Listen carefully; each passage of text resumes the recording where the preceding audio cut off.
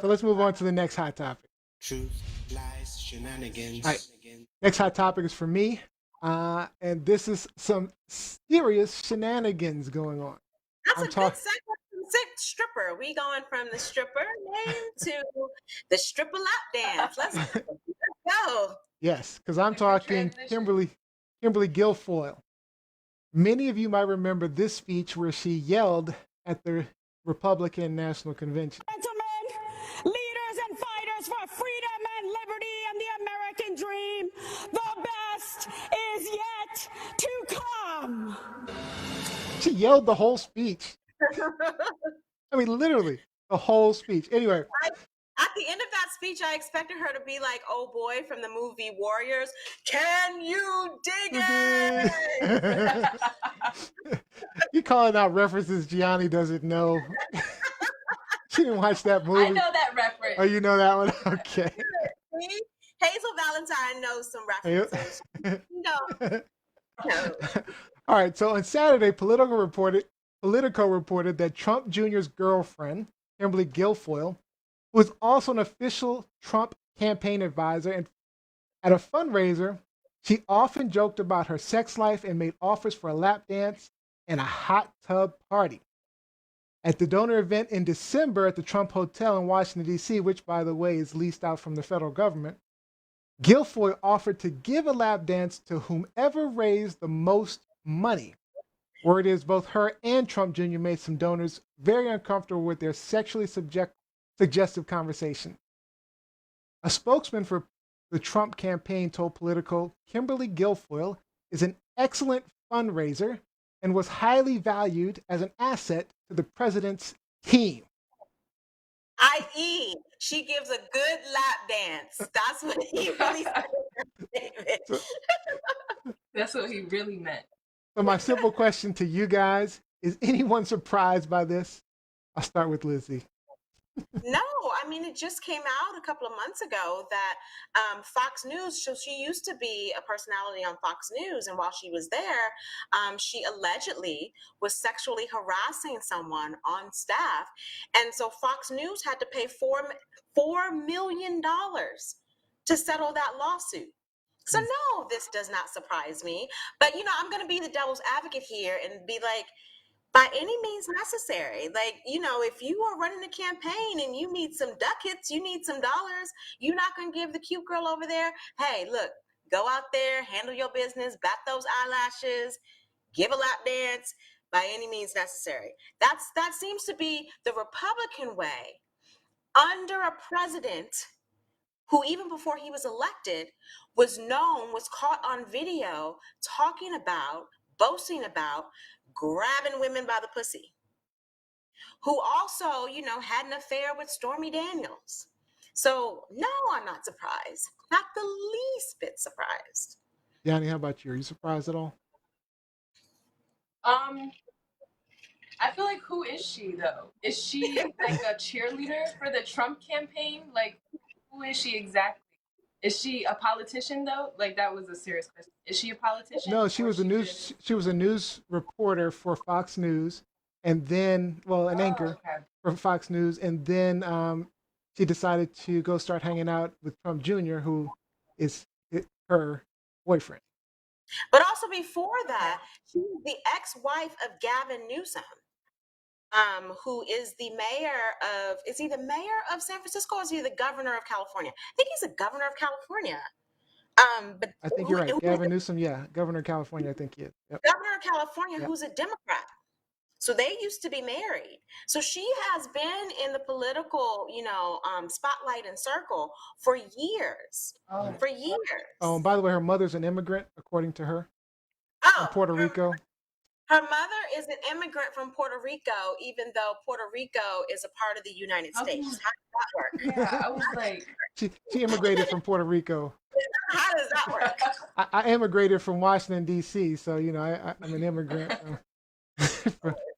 What in the world? Well, I think this is tasteless and classless. Yeah. But nothing. I can't really expect much from the Trump campaign. But I won't just say that I'm. Let me not share that. But I just feel like share it in general, because I'm not pro Democrat and I'm not pro Republican. Okay, that's I good. guess you can, in a way, say I am neutral, but Good. I like neutral. I just feel like from the from the Republican campaign, it's just been really. I mean, Trump campaign, it's been really like aggressive, and it's just been like ignorant and belligerent a little bit. Jeanette Brown says he's fighting COVID and she's giving lap dances. Girl Jeanette. I mean, I'm not surprised at all personally because I, well, it happens often in these type of campaigns and things like that. It happens often that they have pretty women tr- prancing around and trying to get donors to give more money. I mean, I think it's been for centuries. I mean, that this is just what they do. And again, I agree with Lizzie on the fact that it's a higher level of that with the Republican Party. I don't know why that is, but I just think the Republicans tend to do that. And like you said, it's tasteless. But am I surprised by it? I'm not surprised at all. I mean, Think about this, guys. It goes back. It's not just politics. It's not just professionals. It goes as far back to college. Think about big college football and basketball programs, and when they're recruiting these recruiting, kids. yeah. And I have seen this firsthand.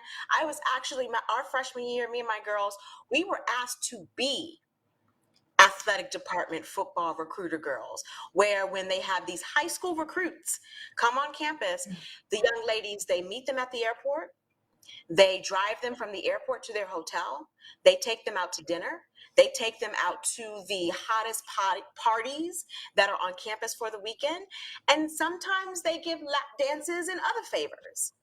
There's a movie that documents that with Halle Berry and Omar Epps called The Program. Yeah, That's what it's I about. remember that. And so, yeah, it starts early. I mean, this is just what we're seeing with Miss Kim, with Lil Kim, with Dancing Kim over there. This is the elevated, more professional version. But it starts early. It starts early.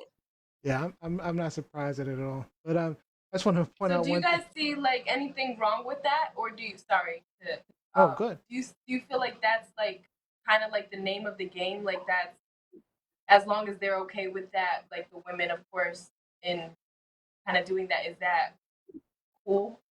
I mean, I don't. Good, good, Lizzie. I'll let you. I was just going to say, first and foremost, I was joking earlier when I said by any means necessary. But to answer Johnny's question, I absolutely see a lot wrong with that because Yeah. it sets a precedent for how women should be treated and how they are viewed in these professional settings, in these, political settings, even as, again, I'm a sports journalist, even as, someone who may want to interview, a top athlete. Well, what you gonna give us if we give you him for this interview? What are you gonna give us? Mm-hmm. I'm gonna give you my microphone in his face. That's all I'm gonna give you. Like, no, I'm not effing for an interview, and I'm certainly not effing for donations. So yeah, I do not think it's appropriate at all, at all. Agreed. Yeah, it's. I mean, At all. yeah, treating women this way is not what should be done because it sets, like Lizzie said, a precedent um, for little girls, and that's the expectation. That's the Cute, expectation, right? Right. If you're pretty and cute, then I expect something from you. I mean, it's like the whole thing with Fox News and Roger Ailes, and it's not to say that, and it's not really to compare Democrat versus liberal, liberal versus conservative. It just, for some reason, conservatives tend to be more, um, misogynistic. I don't know what that is or why. It's just they tend to go towards that party. I think it has to do with some of the religious and Christian beliefs of women should be subjugated. So Yeah. it's for you, Robbie. missing you, Rob B. Missing you, Rob! Rob B. Let me just answer Kevin very quickly because he said, Lizzie, you were a honeypot. Hell no. No. No, no, Don't no, believe no, it. Don't believe it, Kevin. Honey. I want to Listen, respond to what Jeanette Brown says. She says, I'm with you, Gianni. I'm not a rampant Democrat or Republican, and I suspect the Dems aren't clean either. Epstein question mark. Totally agree with that. I mean, I'm not saying, I certainly wasn't saying that Dems are not clean or are not dirty as well. I mean, it's more a sense of that's the way politics is. But go ahead, Yeah. Lizzie. and again, Gianni is, our youngest member of our panel here. So she might not be, she's the same age as my students, actually. So she might not remember this time in American politics, but hello, Bill Clinton. Hello, Bill Clinton. I'm sure Bill she has Clinton, some sense of what a Monica Lewinsky is. Yeah. Bill Clinton was, poking and sticking in everything that walked by him in the governor's mansion, in the White House, and beyond. And I have to remind people that he was impeached because he lied, not because of what happened with Monica Lewinsky, but because he lied about it. Like, this has been going on forever in a day. And I'm not saying that to say that it's okay, it's excusable, but it goes across both parties. Both parties. Remember John Edwards, very, very quickly, remember when Obama ran in 2008? John Edwards, former senator from North Carolina, was also on that ticket. What during his campaign, it came out he had a wife, Elizabeth Edwards, who has since passed on, but she had terminal cancer, and it came out that he was having an affair with a videographer. And he lied and lied and lied about it, got her pregnant, she had a baby, and then the Enquirer, the National Enquirer, blew his spot up. And he had to drop out of the campaign. Blew his spot. So this goes for both parties. No question. Both parties. Kevin Thaxton pointed out the Kennedys as well. Oh, don't even get us started. We ain't got enough time for that. We ain't got enough time for that. Let's read off a couple of comments, Johnny, and then we'll move on from hot topic. Did you hear me, Johnny? Okay, sounds good. Sorry. Oh, Jeanette Brown said, yes, you hear me? Oh. Yeah. Hey, guys. Might be a slight delay. Okay, so Jeanette Brown said, the more conservative, the more closed-minded.